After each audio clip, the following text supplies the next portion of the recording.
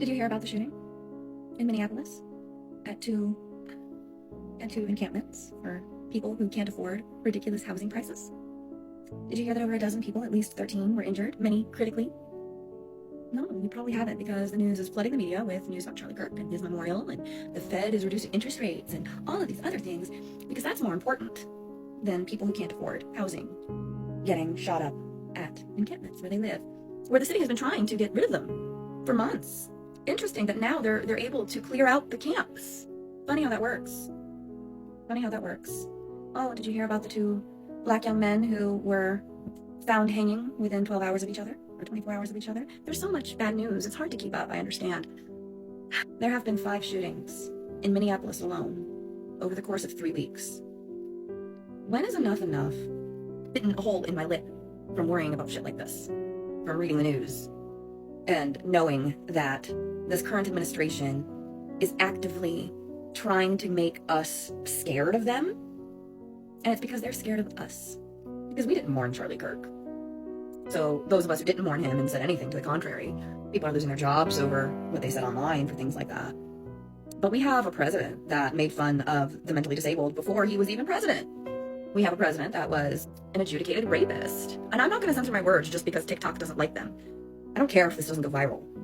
And if TikTok takes this down because of my free speech, then you can find me on Substack and Blue Sky and everywhere else that allows free speech. And if they end up trying to reduce free speech, then I will be on top of my rooftop with a blowhorn. Because you're not going to shut me up or make me change my verbiage or language in order to censor me. People are getting shot and killed on a daily basis because we don't have regular, common sense gun control that the rest of the world has. People are dying at alarming rates in this country because we don't have access to universal health care that the rest of the developed world has. We have never been the greatest country in the world. That idea is egotistical and disgusting. Borders are imaginary. We've made them up. We make up money.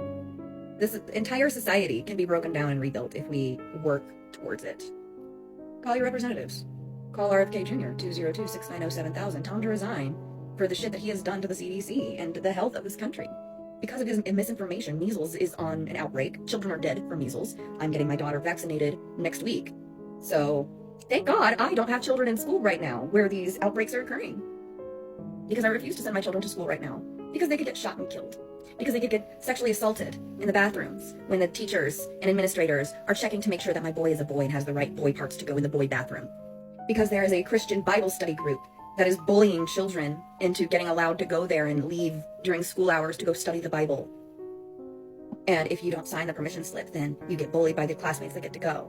So now children are crying to their parents, wondering why they don't get to go to this wonderful place where all their friends are having fun. This is so dystopian, and yet I'm not surprised because I had the pattern recognition of seeing this happening back in school.